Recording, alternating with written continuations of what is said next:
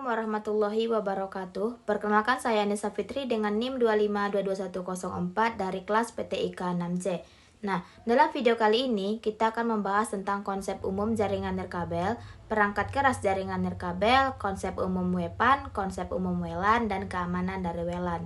Pembahasan pertama tentang jaringan nirkabel. Jaringan nirkabel adalah sebuah teknologi yang mampu menciptakan koneksi antar perangkat tanpa harus menggunakan kabel.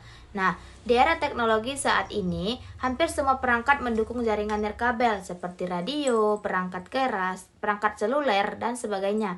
Banyak yang beranggapan bahwa jaringan hanya terbatas pada WiFi saja. Sebenarnya, jaringan nirkabel itu sangat luas pengertiannya.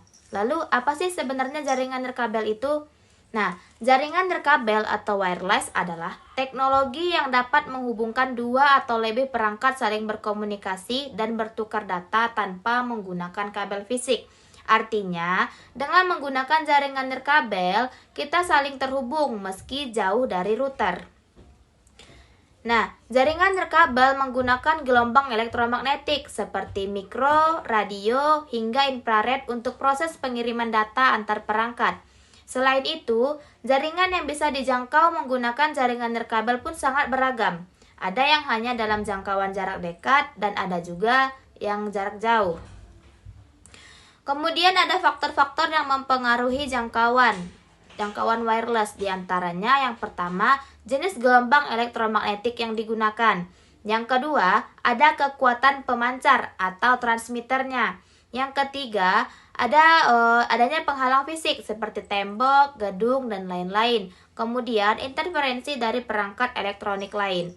Nah, apabila Anda belum mengetahui, mungkin sebenarnya Anda memiliki suatu barang yang sudah memiliki teknologi jaringan nirkabel seperti smartphone, yang mana di dalamnya mendukung WiFi dan juga Bluetooth. Bila dibandingkan dengan jaringan nirkabel seperti komputer yang harus menggunakan kabel ketika ingin tersambung ke internet, tentu akan lebih efisien menggunakan jaringan nirkabel.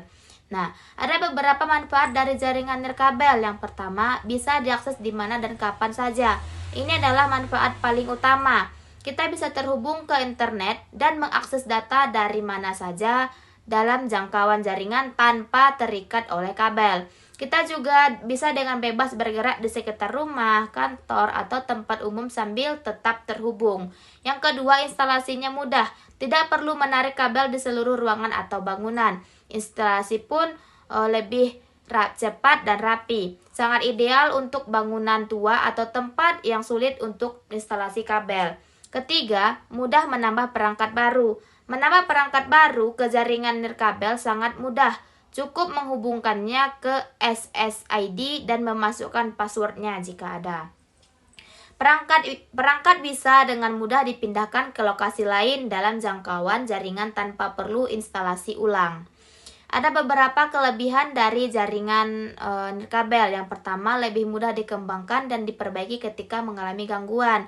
Yang kedua, tidak membutuhkan peralatan atau kabel yang mahal. Yang ketiga, biaya maintenance lebih terjangkau. Yang keempat, dapat menjangkau daerah-daerah yang terpencil.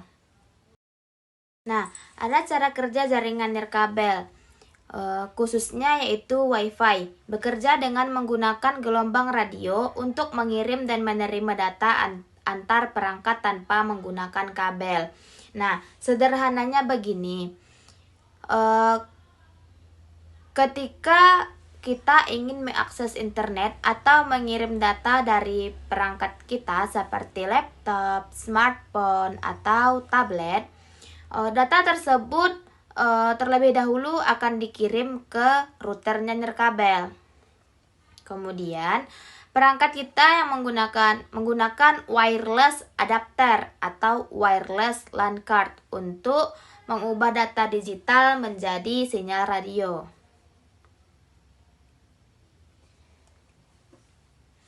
Nah, sinyal radio ini mungkin dipancarkan melalui antena yang ada pada perangkat kita. Setelah itu, router nirkabel yang dilengkapi dengan yang namanya access point atau AP memiliki sebuah antena yang menerima sinyal radio yang dikirim oleh perangkat kita tersebut. Nah, router nirkabel kemudian mengubah sinyal radio tersebut kembali menjadi data digital. Jika data yang ditunjukkan untuk internet, router akan meneruskannya melalui koneksi broadband seperti DSL, kabel, atau fiber optik ke Internet Service Provider atau ISP.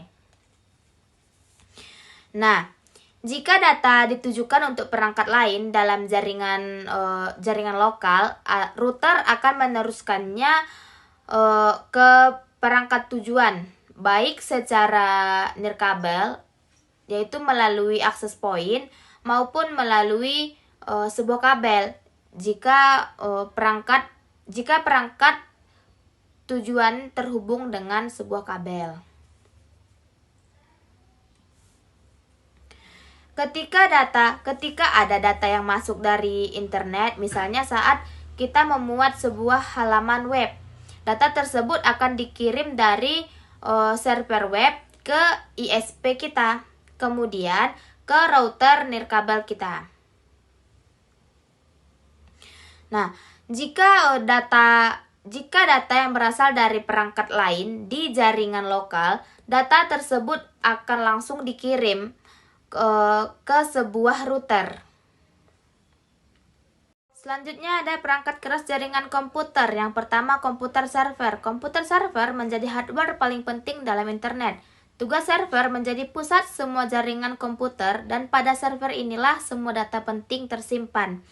Saat di-request dari klien, server akan mengirimkannya dengan melewati beberapa hardware dan software jaringan. Secara umum, komponen server ini memiliki fungsi sebagai penyimpanan dari semua basis data informasi. Data yang ada di server akan dikirim sesuai dengan request dari klien. Semakin baik spesifikasi komputer server, maka semakin besar kapasitas penyimpanannya dan juga semakin cepat pula prosesnya. Makanya, server menjadi salah satu hal yang paling berpengaruh pada performa jaringan internet. Nah, komputer server harus bisa bekerja selama 24 jam penuh. Jadi, hardware yang digunakan pun harus khusus, mulai dari prosesor, hard disk, RAM, motherboard, power supply, dan semua perangkat server lainnya. Dengan begitu, server akan melayani klien dengan maksimal tanpa terjadi server down atau error. Yang kedua, ada komputer klien. Klien artinya adalah komputer pengguna. Seperti yang sudah dijelaskan di atas, klien adalah orang-orang yang mengakses data yang ada pada server melalui jaringan internet. Jumlah klien ini biasanya terdiri dari beberapa komputer yang terhubung melalui jaringan internet sama dengan server. Jika komputer klien tidak terhubung dengan server, maka klien tidak akan bisa mengakses data komputer server. Kemudian, komputer klien hanya menjadi komputer biasa saja tanpa akses jaringan internet. Untuk terhubung pada jaringan internet, komputer klien harus terhubung dengan jaringan kabel LAN atau bisa juga dengan jaringan Wi-Fi. Yang ketiga ada kabel. Ketika membicarakan jaringan, pasti tidak akan lepas dengan yang namanya kabel jaringan, entah itu Styrite ataupun Crossfire. Sebelum ada teknologi Wi-Fi, dulunya semua internet tersambung dengan kabel jaringan. Kebanyakan kabel yang digunakan jenisnya adalah UTP, kabel koaksial dan fiber optik. Dalam pemilihan kabel untuk mendukung koneksi yang lebih cepat, disarankan menggunakan jenis kabel fiber optik yang bisa mengirimkan data hingga 1 Gbps, tetapi biayanya paling mahal dan instalasinya sulit. Nah, untuk membangun jaringan skala lokal, penggunaan kabel UTP lebih dipilih karena biayanya yang lebih murah dan mudah dalam hal maintenance. Yang keempat ada konektor. Konektor merupakan perangkat keras yang fungsinya dipasang pada bagian ujung kabel untuk menghubungkan pada adapter kabel. Ada banyak jenis konektor yang digunakan dalam perangkat jaringan saat ini. Di antaranya ada konektor RJ45 yang digunakan untuk kabel UTP dan saat ini paling banyak digunakan pada perangkat jaringan internet. Konektor BNC atau T digunakan untuk kabel tipe koaksial. Konektor digunakan untuk keperluan fiber optik, harganya yang paling mahal dibandingkan dengan harga yang lainnya. Selanjutnya ada switch. Switch adalah perangkat keras jaringan yang berfungsi untuk memecahkan jaringan dari suatu server menjadi beberapa klien dalam jaringan lokal. Biasanya port yang tersedia pada switch kelipatan 4, 8, 16, 32, dan seterusnya. Semakin banyak berarti semakin mahal pula harga switchnya. Perlu diketahui pula bahwa switch memiliki perbedaan dengan hub, walaupun bentuknya sama tetapi fungsinya berbeda. Fungsi utama switch yang membedakan dari hub adalah kemampuannya yang lebih pintar dalam membatasi dan mengatur besarnya paket data yang ditransmisikan pada setiap klien yang terhubung. Jadi, bisa diatur kecepatan internet setiap pengguna. Fungsi lain dari switch ini yaitu seperti menerima sinyal dan data dari komputer serta server, mentransmisikan data dari server menuju klien dan juga sebaliknya. Nah, memperkuat sinyal yang ditransmisikan melalui server kepada klien sehingga kecepatannya itu masih sama. Bisa mengatur dan membatasi paket data yang ditransmisikan kepada setiap user. Bisa jadi repeater jaringan menjadi central connection point jaringan sebagai splitter dalam jaringan. Yang selanjutnya ada hub. Hub adalah hardware jaringan yang memiliki fungsi untuk membagi jaringan dalam satu server. Biasanya, hub banyak digunakan pada jaringan LAN. Bedanya dengan switch adalah pada kemampuan mengatur kliennya. Hub hanya bisa membagi jaringan tanpa bisa mengatur dan membatasi paket data yang terkirim. Jadi, pembagiannya tidak bisa adil antara satu klien dengan kliennya. Perbedaan lainnya dengan switch dan hub, yaitu harganya ini lebih murah. Selain itu, kelemahan dari hub adalah jika mengalami kerusakan, maka semua klien akan mengalami disconnect. Selain itu, hub tidak memiliki fitur sepintar teknologi yang ada pada switch. Selanjutnya ada bridge. Sesuai namanya, bridge memiliki fungsi sebagai jembatan jaringan. Maksudnya, bridge ini menggabungkan jaringan lokal ke dalam jaringan lokal lain yang lebih besar. Fungsi utama dari bridge adalah digunakan sebagai penghubung antar jaringan yang menggunakan topologi jaringan berbeda. Bridge ini sangat berfungsi ketika Anda berada dalam instansi atau perkantoran besar yang terdiri dari beberapa gedung dan kantor yang letaknya berjauhan. Seluruh gedung dan kantor dapat terhubung semua menjadi satu dengan bantuan perangkat yang namanya bridge. Selanjutnya ada access point (AP). Access point ini memiliki fungsi untuk mentransmisikan sinyal wireless yang diterima dari router atau kabel jaringan sehingga sinyal yang diterima oleh klien bisa lebih baik digunakan untuk area-area yang memiliki sinyal yang kurang baik. Untuk pengaplikasiannya ini lebih mudah dan settingannya tidak terlalu sulit jika dibandingkan dengan router. Secara mudahnya, access point ini seperti hub tetapi menggunakan jaringan Wi-Fi. Dalam hal keamanan, access point bisa ditambahkan password untuk setiap user yang ingin connect pada sebuah jaringan. Nah, router nirkabel mengubah data digital dari internet atau dari perangkat lain menjadi sinyal radio. Kemudian, sinyal radio ini akan dipancarkan melalui yang namanya antena pada sebuah router. Kemudian, wireless LAN card pada perangkat kita akan menerima sinyal radio tersebut dan kemudian mengubah sinyal radio itu kembali menjadi data digital yang bisa dipahami oleh perangkat kita. Nah, mungkin selain dari kelebihan, ada juga dari kekurangan nirkabel, yaitu lebih mudah dikembangkan dan biaya maintenance. Nah, kekurangan dari jaringan nirkabel yaitu biaya pengembangannya mahal, walaupun lebih mudah dilakukan. Yang kedua itu cuaca juga sangat berpengaruh pada jaringan nirkabel. Sehingga tak jarang ditemui ketika hujan dan petir, jaringan akan mengalami gangguan. Itu dapat dirasakan pada kehidupan sehari-hari. Kemudian kekurangannya yaitu keamanan yang tidak seakurat jaringan kabel. Ada router. Router ini merupakan perangkat jaringan yang berfungsi untuk membagi jaringan internet dengan protokol TCP/IP pada komputer klien. Jadi, setiap klien mendapatkan IP yang berbeda satu dengan yang lainnya. Secara fungsi, router mirip dengan access point, tetapi memiliki fitur yang lebih lengkap. Router ini memiliki keunggulan di mana bisa mengatur paket data yang akan dibagikan pada setiap access point atau hub yang terhubung. Nah, kemudian router ini juga cocok dipakai untuk area perkantoran, gedung, kampus, atau mall yang memiliki jumlah pengguna yang besar. Selanjutnya ada repeater. Repeater ini adalah perangkat keras jaringan yang berfungsi untuk memperkuat sinyal. Dengan menggunakan repeater, ini sinyal yang lokasinya jauh bisa diperkuat lagi sehingga bisa terjangkau dengan jarak yang lebih luas. Jadi, untuk yang memiliki masalah koneksi yang kurang baik seperti terhalang tembok, pepohonan, bangunan, dan lain-lain, bisa mencoba untuk memasang repeat jaringan. Kemudian ada network card. Network card adalah kartu jaringan yang bisa dipasang pada komputer atau laptop. Fungsi utamanya sebagai kartu jaringan untuk menerima koneksi internet kabel ataupun jaringan WiFi.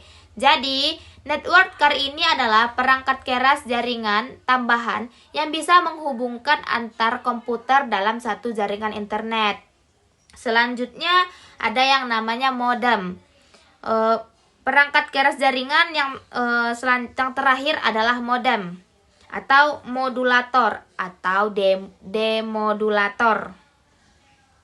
Modem adalah perangkat jaringan yang memiliki fungsi merubah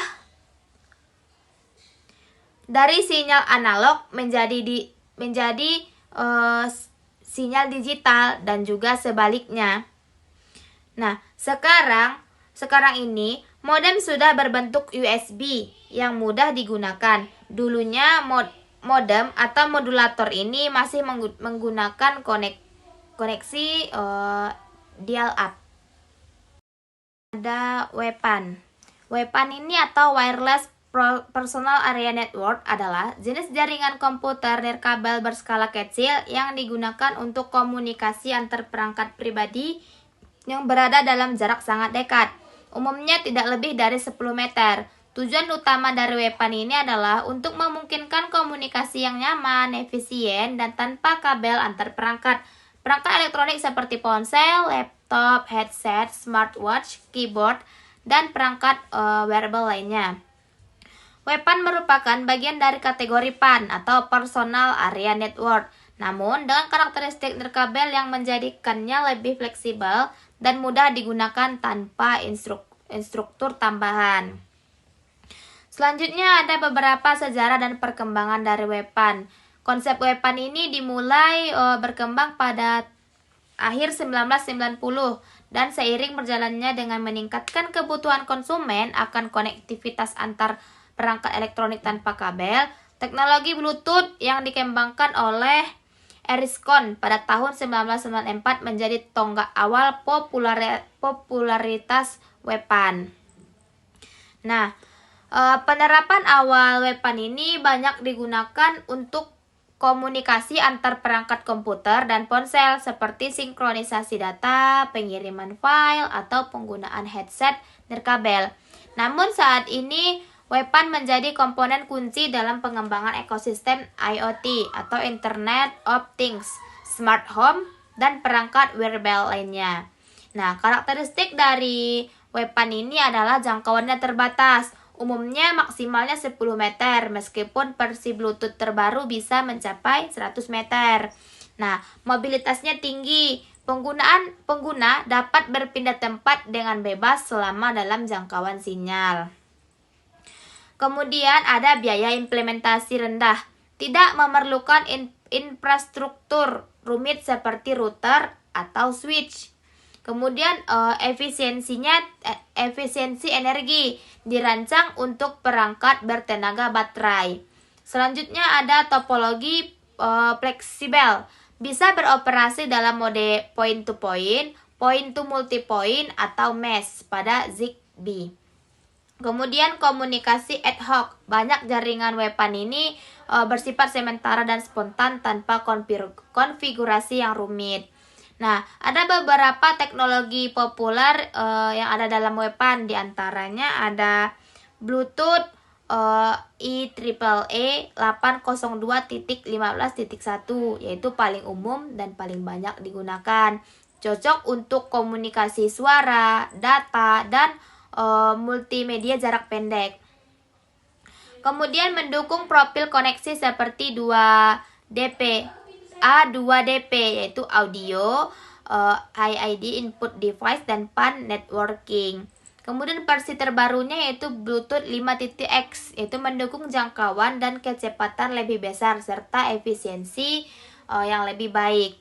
Kemudian ada ZigBee, ini digunakan pada aplikasi otomatis dan IoT. Mendukung topologi mesh yang kuat dan skalabilitas tinggi. Efisiensi pengiriman datanya kecil secara berkala, misalnya dari sensor ke hub pusat. Kemudian ada infrared. Topologi awal komunikasi nirkabel antar perangkat menggunakan sinyal inframerah. Hanya bekerja jika perangkat dalam garis pandang, dan kini mulai ditinggalkan karena keterbatasannya itu. Yang selanjutnya ada ultra wideband, yaitu kecepatan tinggi dan sangat akurat untuk pelacakan lokasi atau indoor positioning. Kemudian ada beberapa keunggulan dari WPAN. Yang pertama, kemudahan dalam instalasi, tidak memerlukan kabel atau konfigurasi yang kompleks. Kemudian mobilitas pengguna, tidak bergantung pada posisi tetap, dapat digunakan saat bergerak. Kemudian ada efisiensi biaya, minim infrastruktur dan perawatan. Selanjutnya ada kompatibilitas, yaitu dapat digunakan di berbagai perangkat dari produsen yang berbeda. Yaitu kemudian ada hemat juga dalam penggunaan energi sesuai dengan perangkat portable dan wearable. Kemudian mendukung IoT, ideal untuk komunikasi sensor, aktuator, dan perangkat rumah pintar. Di balik kelebihan ada juga kekurangan dan tantangan dari WPAN, yaitu jangkauannya terbatas, hanya mencakup ruangan pribadi atau lokal. Yang kedua, rentan terhadap gangguan. Sinyal dapat terganggu oleh dinding, logam, atau interferensi dari Wi-Fi. Dari segi keamanan, rentan disusupi jika tidak menggunakan enkripsi atau autentifikasi. Bandwidth-nya terbatas, tidak cocok untuk transfer file besar atau streaming berkualitas tinggi. Kemudian, manajemen jaringannya juga terbatas, terutama pada skala besar atau penggunaan simultan. WPAN ini pengaplikasiannya dalam kehidupan sehari-hari yaitu seperti koneksi audio nirkabel seperti headset Bluetooth, speaker portable, dan lain-lainnya. Dan perangkat input nirkabel seperti keyboard, mouse, remote control. Kemudian ada transfer file atau perangkat melalui Bluetooth. Kemudian sistem pembayaran elektronik menggunakan NFC di ponsel. Selanjutnya ada pemantauan kesehatan, yaitu wearable fitness tracker atau alat medis digital. Kemudian ada otomatisasi rumah seperti smart home, yaitu pengaturan lampu, AC, dan sensor dengan ZigBee. Kemudian kendali perangkat melalui aplikasi mobile yang terhubung. Dengan berkembangnya Internet of Things atau IoT, WPAN akan menjadi pondasi utama dalam komunikasi antar perangkat kecil dan sensor. Beberapa tren masa depan WPAN antara lain yaitu peningkatan efisiensi energi. Protokol baru akan mendukung perangkat dengan baterai tahan lebih lama. Kemudian ada integrasi AI dan edge computing, yaitu pengolahan data langsung di perangkat akan meminimalkan keterlambatan komunikasi. Kemudian keamanan yang lebih baik. Adopsi enkripsi dan autentifikasi berbasis perangkat keras. Kemudian ekspansi ke sektor kesehatan, industri dan militer, yaitu body area network dan industrial IoT akan menggunakan WPAN. Selanjutnya, kesimpulan dari WPAN ini adalah WPAN adalah komponen penting dari teknologi jaringan modern, terutama dalam skenario pribadi, rumah tangga, dan perangkat portable. Dengan teknologi seperti Bluetooth, Zigbee, NFC, WPAN menghadirkan solusi konektivitas yang hemat daya, fleksibel, dan mendukung mobilitas yang tinggi. Konsep umum dari WLAN atau Wireless Local Area Network adalah jaringan komputer yang menggunakan teknologi nirkabel untuk menghubungkan berbagai perangkat dalam satu area terbatas seperti rumah, sekolah, kantor, atau tempat umum. Berbeda dengan LAN konvensional yang menggunakan kabel, WLAN yaitu menggunakan gelombang radio atau sinyal inframerah untuk mentransmisikan data antar perangkat. Tujuan utama dari WLAN adalah memberikan kemudahan dan fleksibilitas akses jaringan tanpa memerlukan sambungan fisik, memungkinkan mobilitas tinggi bagi pengguna, serta penghematan biaya instalasi kabel. Nah, tujuan dan fungsi dari WLAN. WLAN ini dirancang untuk mendukung berbagai kebutuhan konektivitas di lingkungan lokal, yaitu dengan cara menghubungkan perangkat-perangkat seperti laptop, smartphone, dan printer ke jaringan dan internet secara nirkabel. Kemudian, mendukung mobilitas. Pengguna dapat berpindah tempat tanpa kehilangan koneksi. Selanjutnya, kemudahan instalasi jaringan di area yang sulit dijangkau oleh kabel. Kemudian, memfasilitasi kolaborasi dalam lingkungan kerja atau belajar. Selanjutnya, mengurangi biaya dan kerumitan kabel jaringan. Selanjutnya, ada karakteristik dari WLAN. Yang pertama yaitu berbasis nirkabel, yaitu tidak menggunakan kabel fisik tetapi menggunakan sinyal radio. Yang kedua, mobilitasnya tinggi. Pengguna dapat berpindah tempat selama berada dalam jangkauan sinyal. Yang ketiga, jangkauannya terbatas, umumnya 20-50 meter di dalam ruangan. Yang keempat, ada interoperabilitas, yaitu mendukung berbagai perangkat dari vendor yang berbeda. Yang kelima, topologinya fleksibel, dapat menggunakan mode infrastruktur maupun ad hoc. Selanjutnya ada keamanan digital penting. Karena sinyal disiarkan terbuka, diperlukan enkripsi dan autentifikasi. Selanjutnya ada infrastruktur mode, merupakan mode paling umum di mana semua perangkat terhubung ke access point atau AP sebagai pengendali jaringan dan penghubung ke jaringan kabel atau internet. Yang kedua ada ad hoc mode. Mode ini memungkinkan perangkat komunikasi langsung satu sama lain tanpa melalui access point. Biasanya digunakan antar dua atau lebih perangkat. Kemudian ada komponen utama dari WLAN, yaitu access point atau AP. Perangkat pusat yang memancarkan sinyal nirkabel dan menghubungkan ke jaringan kabel. Yang kedua ada client device, yaitu perangkat pengguna seperti laptop, smartphone, tablet, dan lain-lain. Yang ketiga ada wireless NIC, yaitu kartu jaringan nirkabel dalam perangkat. Yang keempat ada router nirkabel, yaitu perangkat gabungan router dan access point. Yang kelima ada distribution system, di mana sistem yang menghubungkan AP ke jaringan LAN.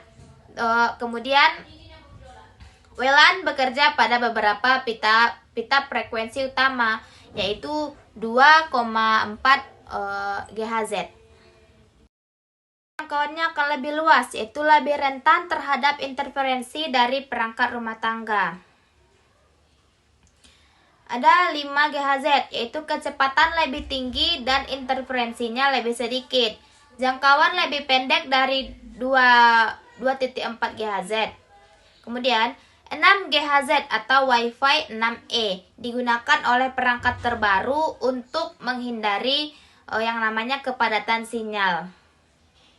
Nah, pemilihan frekuensi biasanya ditentukan oleh perangkat dan router yang digunakan serta kebutuhan jaringan. Selanjutnya ada keamanan dari WLAN. Karena sinyal dari WLAN tersebar bebas di udara, pengamanan sangat penting. Di antaranya ada beberapa pendekatan yang bisa kita gunakan untuk keamanan dari WLAN. Yang pertama ada WPA2 atau WPA3, yaitu protokol enkripsi yang menjaga kerahasiaan data.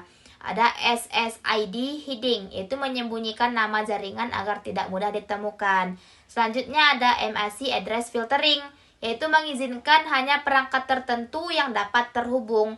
Selanjutnya ada firewall dan VPN, yaitu digunakan untuk proteksi tambahan terhadap ancaman dari luar.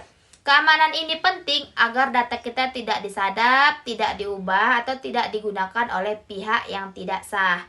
Ada beberapa kelebihan dari WLAN. Yang pertama, tanpa kabel, hemat biaya atau instalasi dan mudah pengembangannya. Yang kedua, ada fleksibilitas dan portable.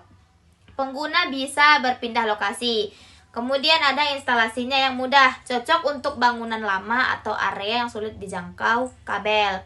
Selanjutnya mendukung banyak perangkat secara bersamaan. Kemudian mobilitasnya tinggi untuk lingkungan kerja atau pendidikan modern. Selain kelebihan, ada juga kekurangannya. Yang pertama, rentan terhadap interferensi, misalnya dari microwave atau perangkat Bluetooth. Yang kedua, keamanan lebih kompleks dibandingkan LAN kabel.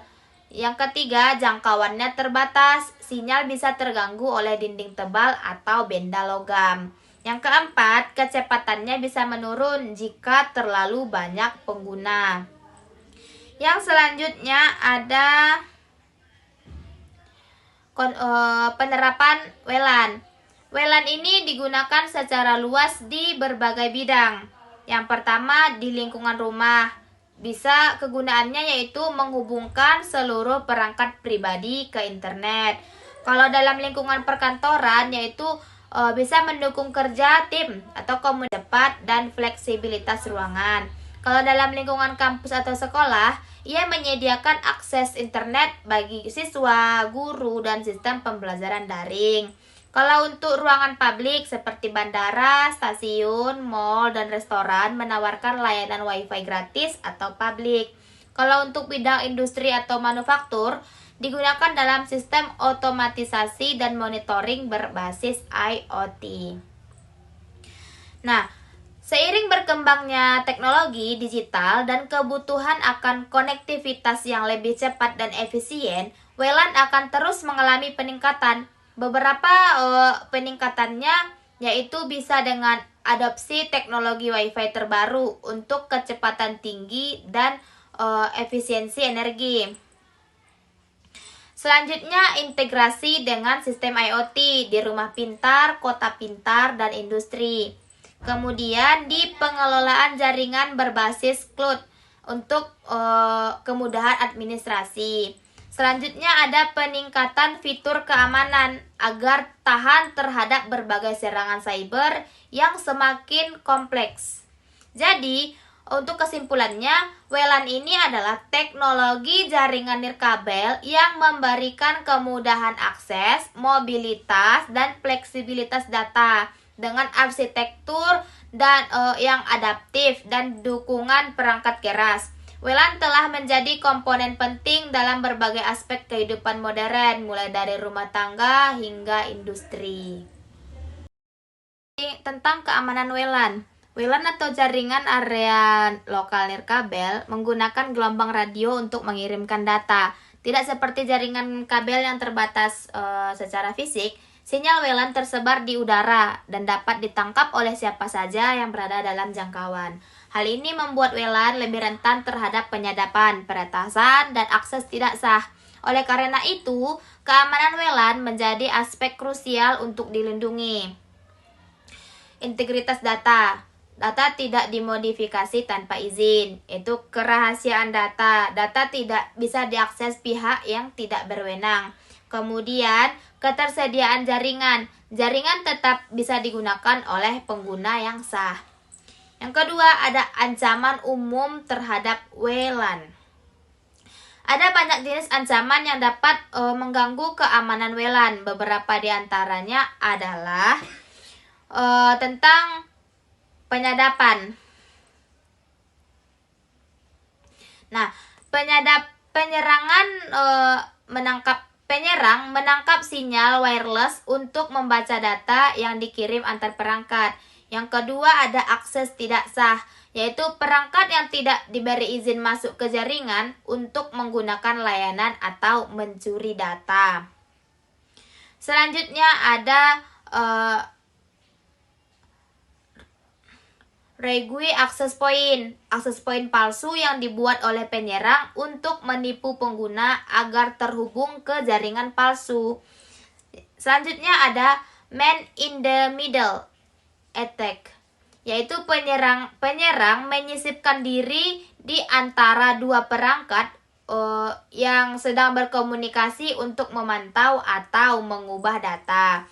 Selanjutnya ada denial of service attacks, yaitu penyerang membanjiri jaringan WLAN dengan lalu lintas palsu hingga jaringan menjadi tidak tersedia bagi pengguna yang sah. Selanjutnya ada MAC spoofing, yaitu penyerang memalsukan alamat MAC dari perangkat yang diizinkan untuk mendapatkan akses ke jaringan. Selanjutnya ada evil twin attack, yaitu penyerang menciptakan jaringan WiFi dengan nama SSID yang mirip atau sama dengan jaringan asli yang menjebak korban. Kemudian ada beberapa komponen keamanan dari WLAN. Yang pertama ada authentication atau autentikasi, yaitu memastikan bahwa hanya pengguna dan perangkat yang sah yang boleh terhubung ke dalam jaringan. Yang kedua ada enkripsi atau encryption, yaitu melindungi data agar tidak bisa dibaca oleh pihak yang berhasil ditangkap. Kemudian ada access control atau kontrol akses. Nah, yaitu membatasi akses ke sumber daya jaringan hanya untuk pengguna yang telah diberi izin. Nah, yang selanjutnya ada monitoring dan logging, yaitu melacak aktivitas jaringan untuk mendeteksi dan mencegah serangan atau pelanggaran keamanan. Kemudian ada beberapa metode pengamanan dari WLAN, yaitu yang pertama penggunaan protokol atau keamanan WiFi. Nah, WEP atau Wired Equivalent Privacy merupakan protokol keamanan WLAN awal, yaitu dengan menggunakan kunci enskripsi statis 64 atau 128 bit. Sudah tidak aman dan mudah dibobol dengan alat seperti Aircrack NG atau tidak direkomendasikan untuk digunakan. Yang kedua ada WPA, ada Wi-Fi Protected Access, yaitu peningkatan dari WEP menggunakan protokol TCP atau Temporal Key Integrity Protocol lebih aman, tetapi sudah dianggap usang. Selanjutnya ada WPA 2, yaitu menggunakan enskripsi AIS atau Advanced Encryption Standard yang lebih kuat, yaitu memberikan keamanan yang jauh lebih baik daripada WEP atau WPA, dan masih banyak digunakan secara luas pada saat ini. Ada WPA 3, itu versi terbaru dengan peningkatan keamanan yang signifikan. Ini menyediakan perlindungan yang lebih kuat terhadap serangan brute force atau serangan yang mendukung enskripsi individual untuk setiap perangkat, bahkan di jaringan publik. Kemudian ada SSID Management. Ganti nama SSID default untuk menghindari penyerangan mengetahui jenis perangkat kita. Kemudian sembunyikan SSID atau opsionalnya, meskipun tidak membuat jaringan sepenuhnya aman, tetapi bisa menambah sedikit kerumitan bagi peretas. Kemudian ada pengaturan password yang kuat. Gunakan password yang panjang, minimal 12 karakter yang terdiri dari kombinasi huruf besar, huruf kecil, angka, dan simbol. Hindari menggunakan kata sandi default dari pabrik. Kemudian ada MAC address filtering. Menentukan daftar perangkat yang boleh terhubung berdasarkan alamat MAC. Nah, tidak sepenuhnya aman karena MAC bisa dipalsukan, tapi menambah lapisan kontrol. Kemudian ada firewall dan intrusion detection atau prevention system, IDS atau IPS, yaitu memantau lalu lintas jaringan untuk mendeteksi aktivitas yang mencurigakan, dapat mengidentifikasi dan menghentikan serangan sebelum merusak sistem. Yang selanjutnya adalah VPN atau Virtual Private Network, yaitu mengenkripsi koneksi dari pengguna ke jaringan agar data tetap aman saat menggunakan Wi-Fi publik. Kemudian ada isolasi klien, yaitu mencegah satu perangkat dalam jaringan WLAN untuk berkomunikasi langsung dengan perangkat lain. Berguna di jaringan publik agar pengguna tidak bisa menyusup ke perangkat lain.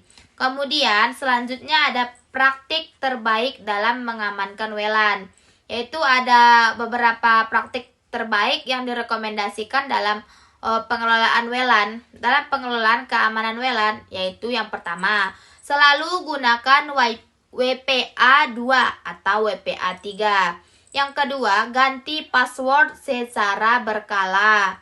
Nah, supaya aman, sering-seringlah mengganti password secara berkala. Kemudian, yang ketiga, aktifkan WPS atau Wi-Fi Protected Setup karena mudah diserang, dimatikan. Nah, yang keempat ada firmware router atau AP secara rutin untuk menutupi celah keamanan. Yang kelima, nonaktifkan remote manajemen pada router jika tidak dibutuhkan. Nah, yang keenam ada segmentasi jaringan, misalnya memisahkan jaringan tamu dari jaringan utama. Yang ketujuh ada gunakan autentikasi tambahan, misalnya 802.1x untuk jaringan perusahaan. Yang kedelapan ada aktifkan logging dan audit akses jaringan secara berkala. Selanjutnya, keamanan di lingkungan berbeda, yaitu kalau dari jaringan rumah, yaitu gunakan router dengan WPA 2 atau WPA 3. Nonaktifkan SSID broadcasting jika ingin menyembunyikan jaringan. Dan gunakan router dengan fitur parental control dan firewall internal. Nah, kalau dalam jaringan perkantoran, terapkan 802.1x authentication dengan radius server. Nah, segmentasi VLAN untuk membatasi akses berdasarkan fungsi atau kebutuhan. Dan gunakan IDS atau IPS dan monitoring real time. Kemudian kalau dalam jaringan publik, nah gunakan Captive Portal untuk autentikasi pengguna, atau gunakan enskripsi per perangkat WPA 3 personal atau WPA 3 enterprise. Edukasi pengguna agar menggunakan VPN dan tidak mengakses data sensitif melalui jaringan publik. Nah, kesimpulannya, keamanan WLAN merupakan aspek fundamental yang tidak bisa diabaikan karena sifat jaringan yang terbuka dan mudah diakses. Dengan kombinasi teknologi dan kebijakan yang tepat, jaringan WLAN bisa tetap aman, mendukung berbagai kebutuhan pengguna di dalam era digital ini, dan tetap menjaga kerahasiaan dari jaringan nirkabel kita supaya tidak mudah disadap atau diserang oleh orang-orang yang tidak berhak atau hacker-hacker. Mungkin cukup sekian yang dapat saya sampaikan. Salah dan janggal saya mohon maaf. Wassalamualaikum warahmatullahi wabarakatuh.